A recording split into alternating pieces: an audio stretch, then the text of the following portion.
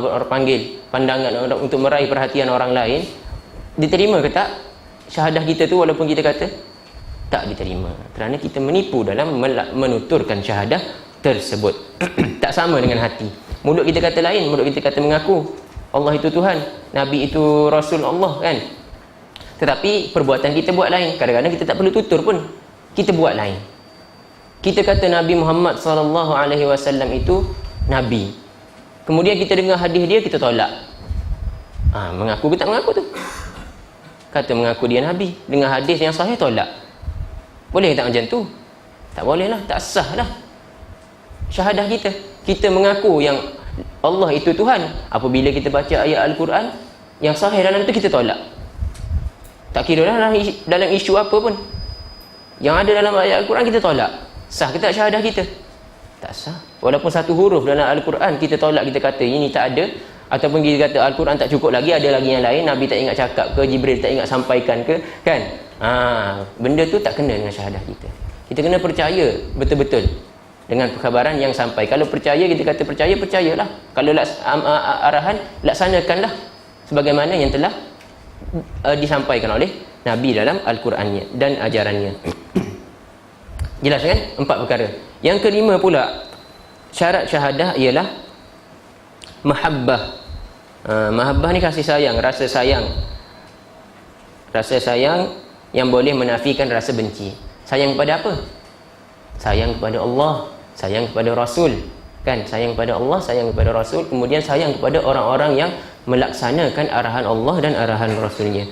Bukan semua orang Islam, dia kata, Syekh kata kat sini kan, ini kata-kata mutiara yang Syekh kata. Dia kata apa? Bi an yuhibba qailuha Allah Azza wa Jalla. Maknanya dia kena sayang pada Allah Subhanahu wa taala wa rasulahu. Dia kena sayang pada rasulnya, 2. Kemudian dia kena sayang pada agama Islam. Kita kena ada rasa cemburu. Kalau ada orang nak khianati Islam, kita kena ada rasa cemburu sebenarnya untuk membela Islam. Ini baru orang yang syahadah dia benar, kerana dia ada rasa sayang kepada Allah, Rasul dan agama Islam. Kemudian apa lagi? Kepada kaum muslimin. Tapi muslimin yang bagaimana? Adakah semua kaum muslimin? Tidak. Syekh ada mengikatkan dia dengan syarat al-muslimin al-qa'imina bi awamirillah. Orang-orang Islam yang melaksanakan perintah Allah. Orang Islam yang melaksanakan perintah Allah, al-waqifina 'inda hududihi, yang berhenti di hudud-hudud Allah. Hudud Allah ni Allah dah letak dah di dunia ni. Allah ni dia macam ni. Kita baca satu hadis. Allah dia raja, betul tak?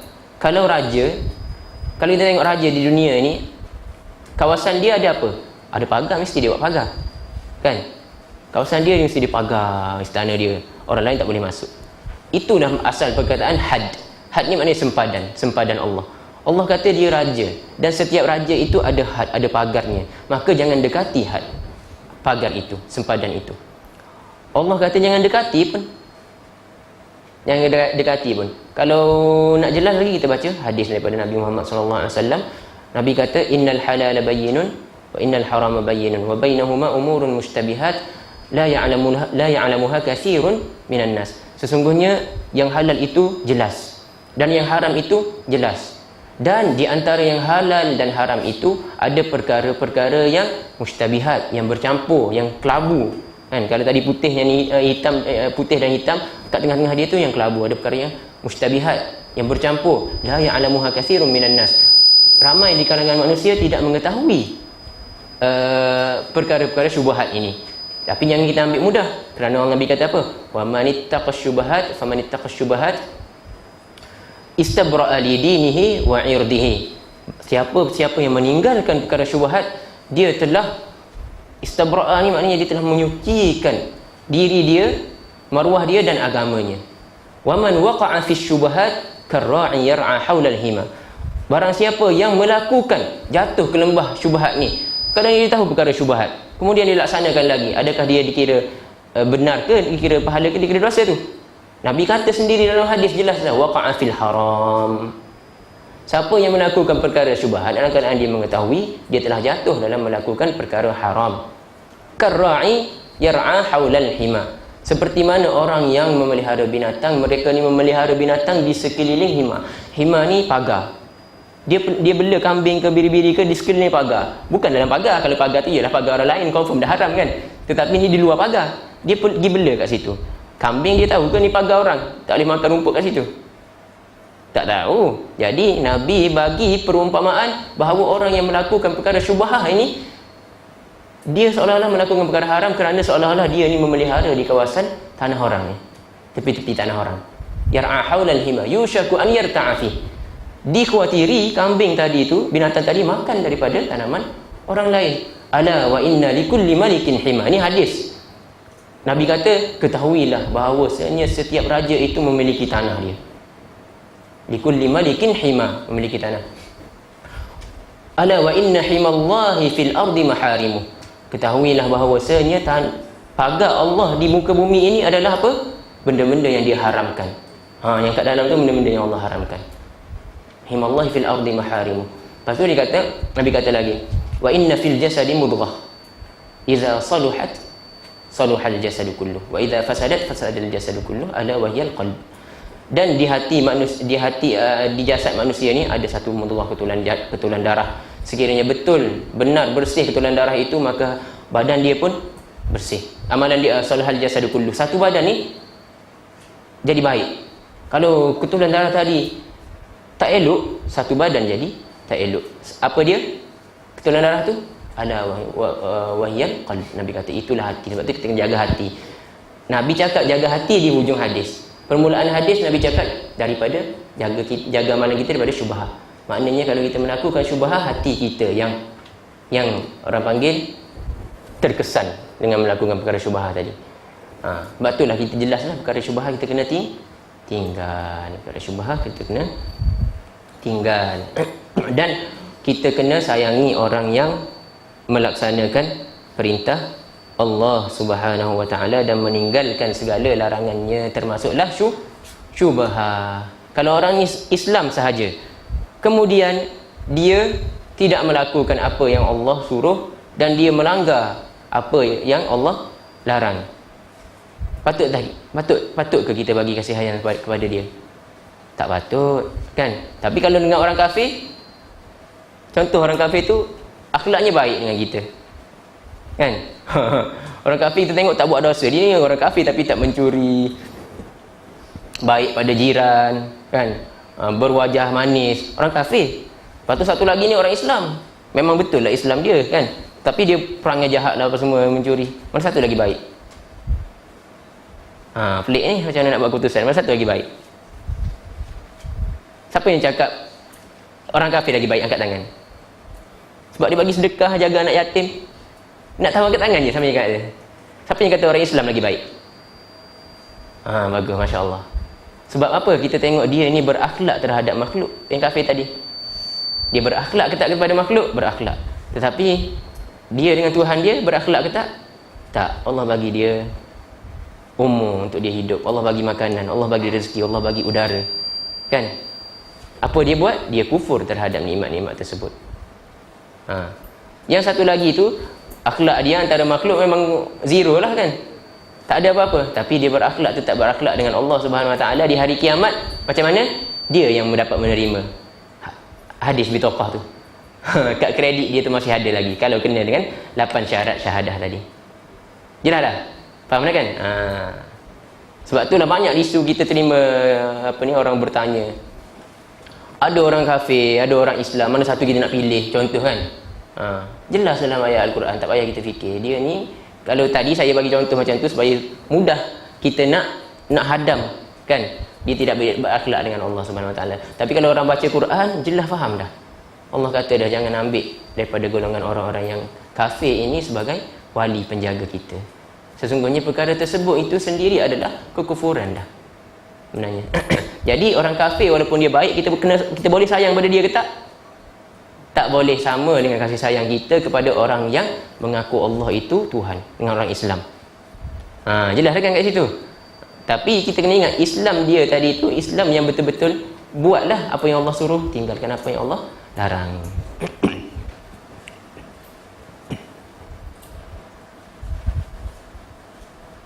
Kita baca ayat Al-Quran.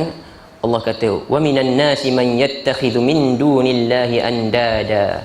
Dan daripada kalangan manusia ada yang mengambil daripada selain Allah sebagai yang sama dengan Allah, sebagai sekutunya. Anda ada ni sekutu yang sama dengan Allah. Dia anggap orang lain ni sama dengan Allah. Yuhibbunahum kahubbillah. Apa yang mereka buat? Mereka menyayangi sekutu-sekutu tadi itu seperti mana mereka menyayangi Allah Subhanahu wa taala. Walladzina amanu ashaddu hubban lillah. Dan orang-orang yang beriman, mereka itu lebih-lebih menyayangi Allah Subhanahu wa taala daripada orang-orang lain. Maknanya kalau kita ni beriman, betul-betul iman, kita sayang pada siapa? Pada Allah melebihi orang lain. Kita kena sayang pada Allah melebihi orang lain. Di sini ada satu benda yang ini hadis, kan hadis. Takut tak ingat, sebab waktu kita ingat sesuatu hadis tu sampaikanlah. Sebab kita tak tahu dah kita akan lalu pula tempat ni ke tak. Kita akan lalu pula tempat yang mana sesuai untuk kita sebutkan hadis ni ke tidak, kan. Macam tadi nak baca hadis pun duk main cakap situ cakap sini, hilang. Nasib baik sempat ingat balik tadi hadis yang Ibn Abbas tadi. Di sini pula ada hadis tentang halawatul iman. Kita bercakap sekarang tentang iman, kan, akidah, beriman kepada Allah Subhanahu wa taala. Jadi kita nyatakan hadis. Kalau terlintas cakap, sampaikan, jangan sorokkan hadis Nabi Muhammad SAW kalau dia hadis yang sahih.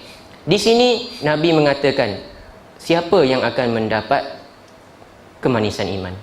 Kita pelik, kita kata, aku ni dah kaya, kan, rumah ada aircon, kereta pun kaya, keretanya selesa dah, kan.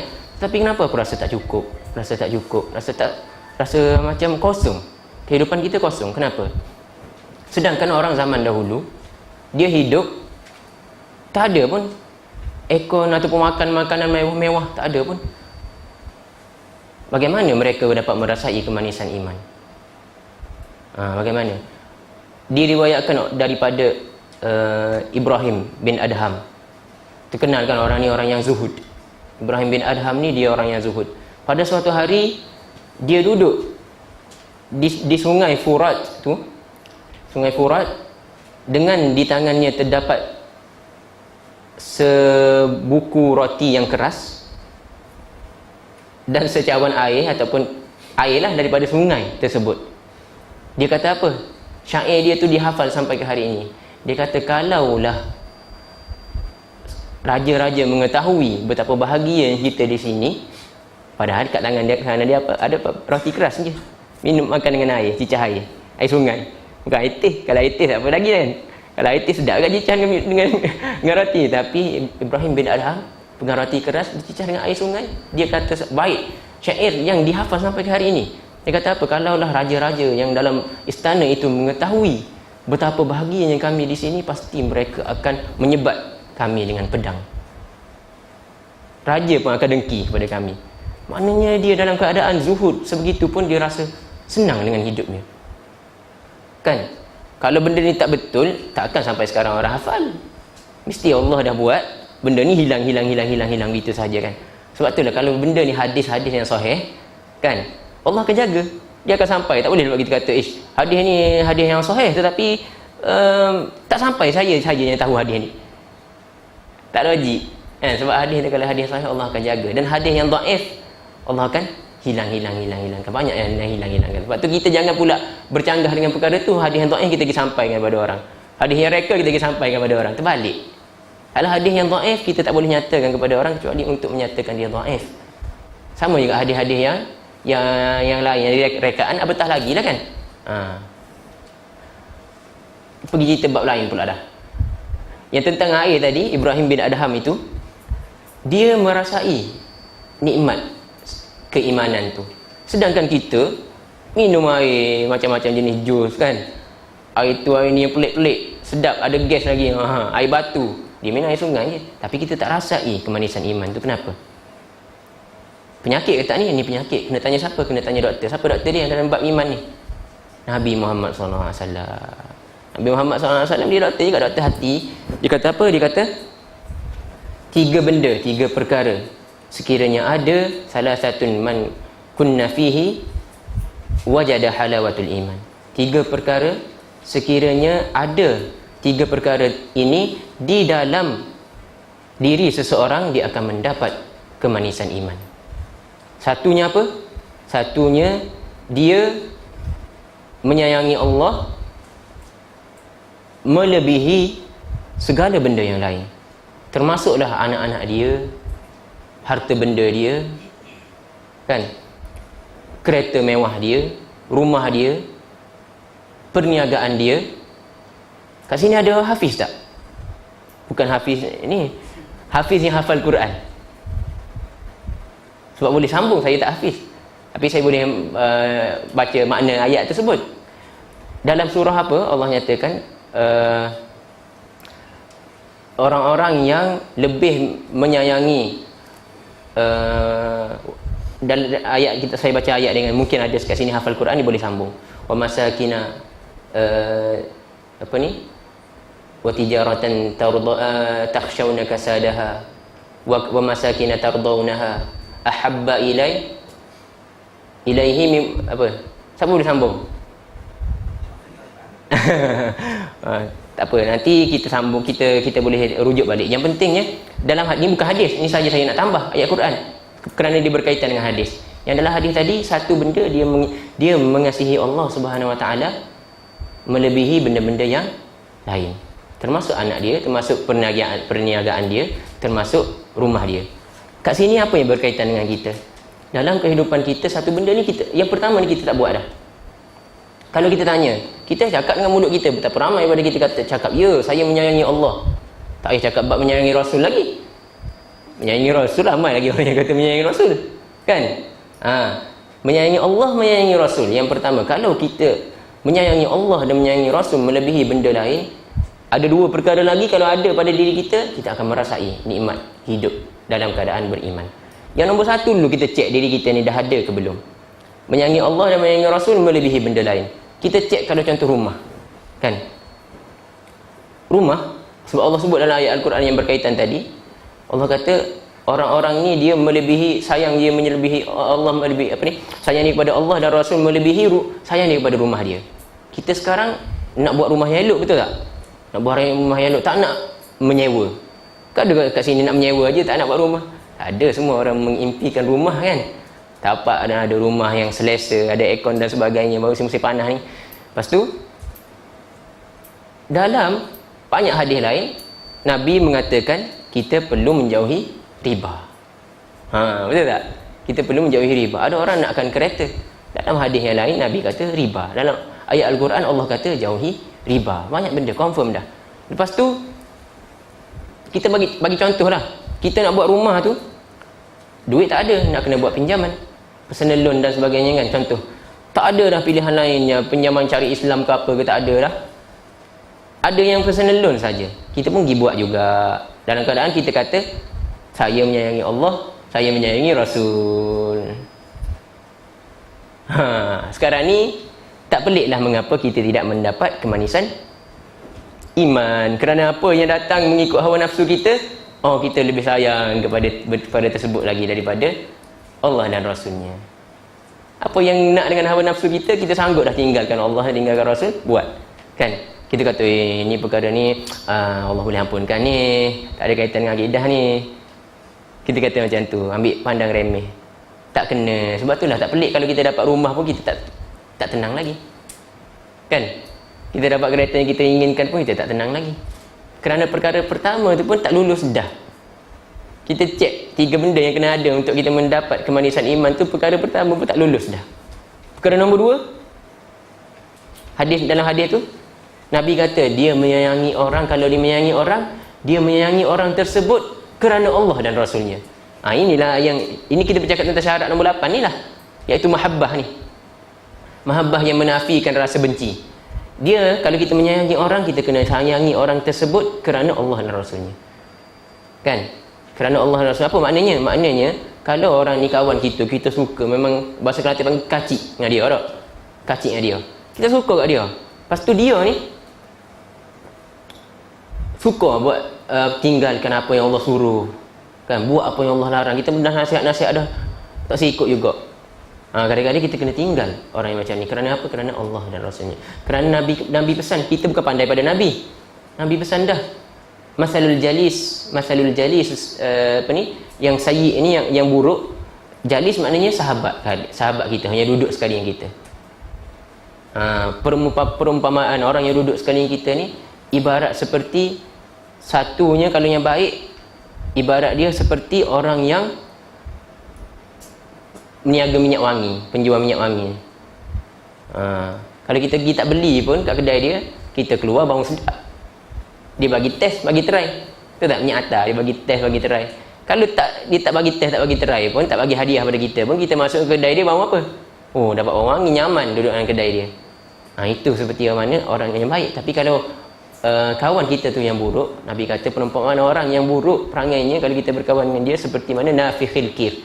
Nafikhil kir ni peniup dalam, orang yang buat ni, buat kaca ni dia tiup. Zaman dulu buat kaca dia tiup. Kaca cair dia bakar kan, lepas tu dia tiup jadi gelembung. Macam tu. Nak bakar tu dia main dengan ni, dengan kir tu. Bila dia main dengan tiup angin tu kan, keluar api, keluar percikan-percikan apa ni, bara-bara api. Kalau tak kena badan dia pun bau busuk. Kalau kena badan terbakar, kalau kena pakaian terbakar, kalau tak kena pun bau busuk, api, asap dan sebagainya. Begitulah kalau kita berkawan dengan orang yang tak elok. Kadang-kadang kita kena tinggalkan kerana Allah, kadang-kadang kita kena bencikan dia kerana dia ni mengarah kepada orang berbuat perkara yang tak elok, mengarah kepada akidah yang salah. Kita benci bukan benci kerana dia melanggar Allah, kerana maksiat dia kepada Allah. Baru kena. Okey, yang ketiga pula dia merasa benci untuk kembali kepada kufur, seperti mana dia merasa benci akan dilemparkan ke dalam api neraka. Kat sini ada banyak pengajaran kita dapat ambil. Satu, apabila kita sedang mengkaji akidah ni, mempelajari pelajaran akidah, pelajaran syahadah, dalam hadis ni kita boleh ambil iktibar bahawasanya orang yang mengatakan la ilaha illallah itu boleh terbatal. Kerana dalam hadis tadi Nabi kata dia ini benci dilemparkan kembali ataupun kembali kepada kufur. Maknanya keluar daripada syahadah kan. Dia benci terkeluar daripada syahadah seperti mana dia benci akan dilemparkan ke dalam api neraka. Sebab tu kena hati-hati. Dosa yang paling Allah tak ampun, dosa yang paling besar yang Allah tak ampun ialah dosa syirik. Allah nyatakan dalam Al-Quran tentang berzina, dosa besar kan, tentang mencuri, kena potong tangan dan sebagainya. Allah ceritakan dalam Al-Quran. Dosa-dosa ni semua Allah ampunkan. Tak logik kalau kita kata Allah tak ceritakan dalam Al-Quran tentang dosa syirik. Sebab itu kamu tak boleh tuduh dia ni kafir ke, dia ni apa ke. Tak kena kan. Sebab kalau dosa kecil Allah nyatakan, dosa yang besar lagi Allah nyatakan. Kalau dia ni melakukan perkara syirik, kita kena kata kat dia kafir. Sebab apa? Bukan kita menuduh dia kafir, tetapi kita nak memperingati dia bahawasanya awak ni melakukan benda yang membatalkan syahadah awak. Kembali. Kita diarah menegur ke tak dengan benda yang mungkar? Menegur. Pertama sekali kalau dia melakukan perkara yang kufur, kita tegur. Kita kata kalau awak teruskan benda ni awak kufur. Bukan kita nak tuduh, oh kau ni kafir. Tak. Tetapi kita kena tegur dia melakukan benda yang Allah tak ampunkan, iaitu syirik kan? Bila dia tahu dia sedang kafir sekarang, dia akan kembalilah kepada Islam. Jangan pula kita kata kita tak boleh kata orang kafir. Tak. Kerana dalam Islam ni Nabi kata boleh kamu kata kepada seseorang itu kafir, tapi kamu kena kaji dulu. Kerana kalau kamu mengatakan kepada seseorang itu kafir sedangkan dia tidak kafir, kembali tuduhan itu kepada kamu. Jelas dah? Maknanya boleh kita nak kata kalau betul dah orang ni kafir dengan adillah-adillahnya, dengan dalil-dalilnya dalam Al-Quran, betul dah orang ni kafir, kita kena kata kat dia sebagai peringatan kepada dia supaya dia kembali. Jelas tak? Kerana boleh terbatal. Banyak dah hadis yang saya baca tadi, semuanya boleh membatalkan syahadah kita. Boleh faham kat sini Alhamdulillah. Okey, jelas dah tu kalau macam tu. Syarat yang keberapa tadi? Syarat kelima baru. Syarat kelima baru. Syarat yang keenam pula. Syarat yang keenam ialah al-inqiyad al-munafi lit-tark. Al-inqiyad ni maknanya kita taat patuh. Kita ikat diri kita betul-betul. Kalau Allah cakap macam itulah kita buat. Kalau Nabi cakap macam itulah kita buat. Kerana kita dah mengaku dah Allah itu Tuhan, Nabi itu Rasul. Kita kena buat betul-betul. Kita patuh, tak boleh tinggal. Al-imtithal li awamirihi. Kita lakukan segala arahan yang Allah suruh. Itu termasuk dalam syarat-syarat akidah juga. Tak boleh kita buat separuh, kita tinggalkan separuh. Selagi mana ada benda yang kita tinggalkan, maknanya syarat yang keenam ni tidak ada lagi, iaitu syarat taat. taat dan patuh ni kan, taat dan patuh ni. Okey, syarat yang ketujuh pula. Syarat yang ketujuh adalah menerima lawan dia menolak menerima. Terimalah segala-galanya yang Allah suruh, terimalah segala-galanya yang Rasul suruh, yang Rasul telah sampaikan kepada kita. Tidak boleh kita memandai sendiri, kita tolak yang Nabi ajar, kita buat yang kita sendiri. Itu bahaya dia. Kalau kita tolak yang Nabi ajar, maknanya kita tidak qabul, tak ada penerimaan. Kita tolak yang Nabi ajar, kita kata ya ada yang lagi cantik daripada ni, kita buat yang ni. Kita kata yang tu pada zaman Nabi aja, pada zaman ni ini yang lebih baik. Boleh tak macam tu? Tak boleh. Dan benda ni berdosa besar ke tak? Dosa besar, berkaitan dengan akidah. Kad kita tadi tak cukup syarat untuk kita activate. Tak sah digunakan di akhirat kad kredit la ilaha illallah tu. Jelas saya bagi perumpamaan supaya boleh faham. Dan benda ni hadisnya hadis dikenali sebagai hadis bitaqah, Nabi sebut sendiri kad. Okey, jadi bahaya. Kita anggap ada sesuatu yang lebih elok daripada ajaran Nabi Muhammad SAW berdasarkan pemahaman kita sendiri, bahaya. Ini syarat yang ke-8 tak cukup. Syarat yang ke-7 tak cukup, iaitu menerima dengan sepenuhnya. Menerima dengan sepenuh hati, tidak ada ubah suai dan sebagainya. Kita kena terima. Allah bercerita tentang kaum musyrikin di Mekah. Mereka tidak mahu menerima ajaran Nabi. Allah kata, innahum kanu idza qila lahum la ilaha illallah yastakbirun. Sesungguhnya mereka sekiranya dicakapkan kepada mereka tiada Tuhan selain Allah, mereka besar diri, mereka tidak mahu menerima. Orang yang tak terima ni sama dengan kaum musyrik. Tak terima pun dah kira musyrik dah. Awak kata tak. Orang baca Al-Quran pada awak kata tak. Orang baca hadis yang sahih pada awak kata tak. Maknanya awak menolak ni membatalkan syahadah ke tak? Membatalkan syahadah. Syahadah awak tak cukup syarat penerimaan tu tidak ada. Maknanya syahadah awak tidak sah lagi. Tegur dia, awak melakukan perkara yang syirik. Tegur dia, awak sedang membatalkan syahadah awak. Perbarui syahadah awak dan bertaubat kembali daripada apa yang awak lakukan ni.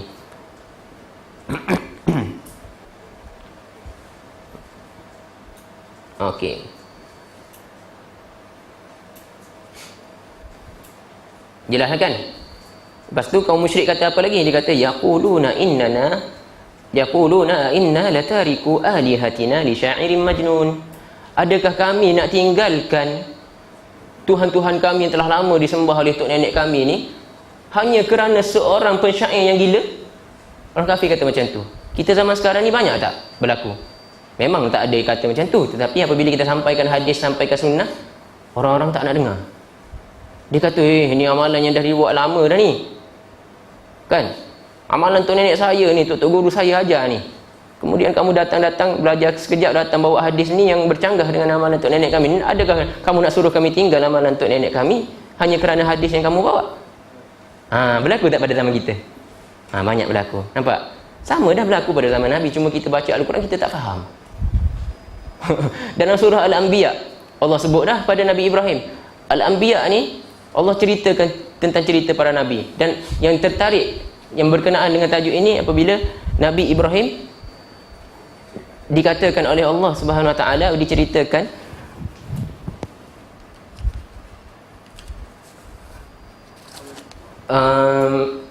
di CV 4746 MyV, minta alih kereta, ada orang nak keluar, ada orang nak tubik. Di CV 4746 kata MyV, ada orang nak tubik. Jadi dalam surah Al-Anbiya ini Allah cerita tentang perihal Nabi Ibrahim. Nabi Ibrahim dia marah. Dia kata apa? Dia kata, wahai orang kampung, wahai orang-orang umat kaumku, janganlah kamu menyembah ni. Kamu menyembah berhala. Apa yang kamu buat ni? Menyembah berhala kan? Orang-orang kampung ni jawab apa? Dia jawab, kami tengok tok nenek kami duk buat benda ni. Kami tengok tok nenek kami duk buat benda ni. Itu hujah dia. Kalau kita zaman sekarang ini mengatakan, salah hadis yang kamu bawa ni. Sebab apa? Sebab ni ulama-ulama silam duk bawa ni.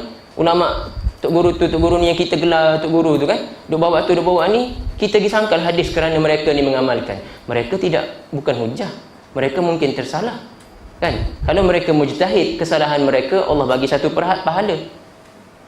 Tetapi masalahnya nak dapat istilah mujtahid ni payah. Ada kriteria dan syarat-syarat dia. Pertama sekali, fahami bahasa Arab dan selok beloknya. Tahu usul fiqh. Kerana usul fiqh itu tidak dapat difahami kecuali dengan bahasa Arab. Kita kena tahu mana satu muqayyad, mana satu mursal, mana satu am, mana satu khas. Ini istilah-istilah yang tidak akan difahami kecuali dengan fahamnya kita kepada bahasa Arab. Jadi susah kalau kita kata kita ni dah mujtahid, mampu mengistimbat ahkam hukum-hukum fiqh daripada Al-Quran dan hadis, sedangkan kita tidak mengetahui bahasa Arab. Kalau kita setakat belajar daripada buku-buku Jawi, tak boleh. Kalau kita mengatakan kepada orang yang menyampaikan hadis kepada kita, kamu ni bawa hadis yang salah, kami tak boleh tinggalkan apa yang Tok Guru kami ajar selama ini, samalah kita seperti kaum musyrik kata kepada Nabi Muhammad. Dan samalah juga kepada orang kampung kata kepada Nabi apa? Nabi Ibrahim dalam surah Al-Anbiya dan banyak lagi surah-surah yang lain. Allah ceritakan dalam Al-Quran. Sepatutnya kalau kita fahami Al-Quran, jadi isu tak pada kita? Tak jadi isu dah. Tapi nak faham Al-Quran, kena faham bahasa Arab lah. Kan? Sebab tu tak boleh perlekeh lah. Bahasa Arab ni tak boleh perlekeh. Kalau kita nak tahu agama, kita tak boleh perlekeh bahasa Arab. Kita ambil satu lagi syarat yang terakhir, iaitu syarat yang ke-8, kufur kepada apa yang disembah melainkan Allah. Ini pun kena ada. Kita tak boleh cakap ya Allah itu Tuhan, kemudian pada waktu yang sama kita pun kata juga, oh ada satu Tuhan ni, aku tengok Tuhan orang kafir lah ni, aku tengok macam betul lah. Kita kata macam tu. Sah ke tak syahadah kita? Kalau kita kata macam tu, tak sah. Jadi kita kena kufur dengan segala berhala dan tuhan-tuhan yang dipercayai oleh orang lain. Termasuklah siapa dia? Nabi Isa. Siapa Nabi Isa ni? Nabi Isa dianggap Tuhan oleh orang Kristian. Betul tak? Kita sembah Allah tetapi kita menyambut Christmas. Kita beli pakaian Christmas untuk anak kita. Berlaku tak pada negara kita? Berlaku. Kalau kita baca ayat Al-Quran, kita faham, kita takut. Kerana Allah sebut dalam ayat Al-Quran, kalau mereka tidak berhenti melakukan perkara tersebut, sebelum tu Allah cerita, Allah ni tidak ada anak, Allah ni tidak tu, tidak ni. Mereka mendakwa Nabi Isa sebagai anak, betul tak? Allah kata kalau mereka tidak berhenti melakukan perkara tersebut, maknanya Allah benci sangat pada perkara syirik kepada dia ni. Sebab tu dia kata dia tak ampun. Kan? Ini mengangkat Nabi Isa sama taraf dengan Tuhan. Allah marah. Maka kalau kamu tak berhenti, pasti aku akan timpakan azab ke atas kamu, balasan ke atas kamu. Kita dah percaya kepada Allah, tetapi dalam waktu yang sama kita tidak kufur. Kita sangka kita dah kufur dah, tapi kita sambut juga Christmas. Kita sambut juga Christmas. Christmas ni hari kelahiran Nabi Isa ke hari kematian dia, tak tahulah. Yang penting dia orang menganggap Nabi Isa tu Tuhan, sebab tu dia sambut. Kita kalau kita sambut juga, seolah-olah kita menyokong pandangan mereka yang menganggap Nabi Isa itu Tuhan. Sebab itulah kita duk lakukan perkara syirik tanpa kita sedar, kerana kita tidak mempelajari. Jelas ada kan? Kalau kita pelajari, kita takut. Kita rasa takut untuk melakukan perkara ini, kerana dia berkaitan dengan satu benda yang kita tidak akan dapat masuk ke syurga melainkan dengan perkara tersebut, iaitu kunci dia. Apa kunci dia? La ilaha illallah. Jelas, sebab tu kena jaga. 8 syarat tadi telah dinyatakan. Jadi kita berhenti setakat di sini sahaja dulu untuk hari ini. Kita sambung pula pada hari yang lain, kerana hari lain insya-Allah kita sambung sampai pukul 7. Tapi hari ini kerana ada sedikit hal yang lain, saya perlu pulang awal. Jadi jazakumullah khairan katsiran. Subhanakallahumma wa bihamdika nashhadu an la ilaha illa anta nastaghfiruka wa natubu ilaik. Allahumma inna nastaudi'uka ma 'allamtana fardudhu ilaina 'inda hajatina ilaihi wa la tunsina iyyahu ya rabbal alamin. Ya Allah, ya Tuhan kami serahkan segala ilmu yang telah Engkau ajarkan kepada kami di sisi-Mu ya Allah, maka kembalikanlah ia kepada kami ketika kami memerlukannya, dan jangan Engkau lupakan kami terhadapnya wahai Tuhan sekalian alam. Wa sallallahu ala nabiyyina Muhammadin wa ala alihi wa ashabihi ajma'in. Subhana rabbika rabbil izzati amma yasifun. Wassalamun alal mursalin walhamdulillahi rabbil alamin.